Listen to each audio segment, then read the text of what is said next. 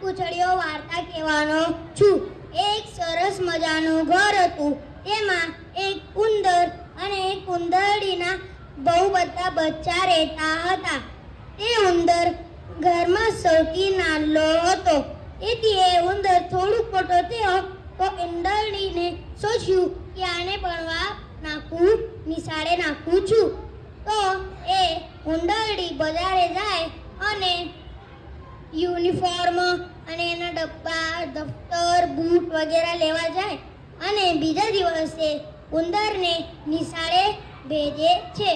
ઉંદર ગીતો ગાતો ગાતો નિશાળે જાય છે। એ નિશાળે પહોંચે ત્યારે બધા છોકરાઓ એને જોઈને એની પૂંછડી ગણવા માંડ્યા।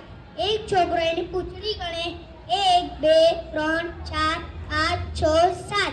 પછી એ છોકરો બધા વિદ્યાર્થીઓએ કહે કે ચાલો આપણે આને ખીજવીએ છે। એ બધા છોકરાઓ એને ઉંદરને ખીજવતા, ઉંદર 7 પૂંછડીઓ, ઉંદર 7 પૂંછડીઓ। પછી એ ઉંદર રડતો રડતો ઘરે આવે તો એની મમ્મીને કહે કે મમ્મી, મને બધા છોકરાઓ ખીજવતા કે ઉંદર 7 પૂંછડીઓ, ઉંદર 7 પૂંછડીઓ। પછી એની મમ્મી કહે કે જા બેટા, તું વાળંદ પાસેથી એક પૂંછડી કપાવીને લાવ।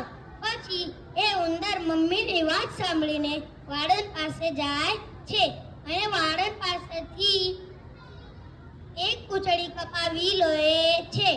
પછી એ બીજા દિવસે નિશાળે જાય તો એ ખુશ થઈને જતો, કેમ કે એને બાળકો કેવી રીતે ચીડવતા।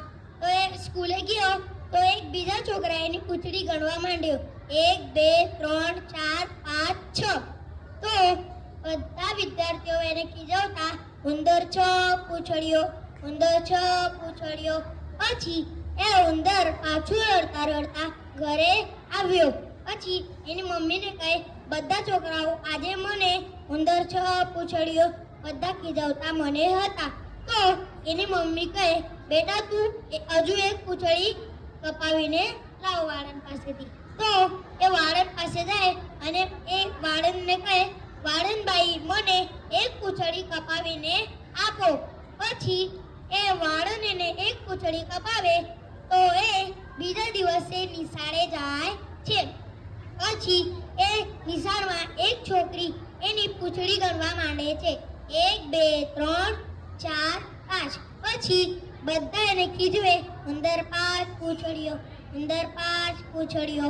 પછી એ નિશાળથી રડતા રડતા ઘરે આવે તો એની મમ્મીને કહે, મમ્મી બધા છોકરાઓ મને ખીજવતા, ઉંદર 5 પૂંછડીઓ, ઉંદર 5 પૂંછડીઓ। પછી એની મમ્મી કહે, વાળંદ પાસે જઈ હજુ એક પૂંછડી કપાવી।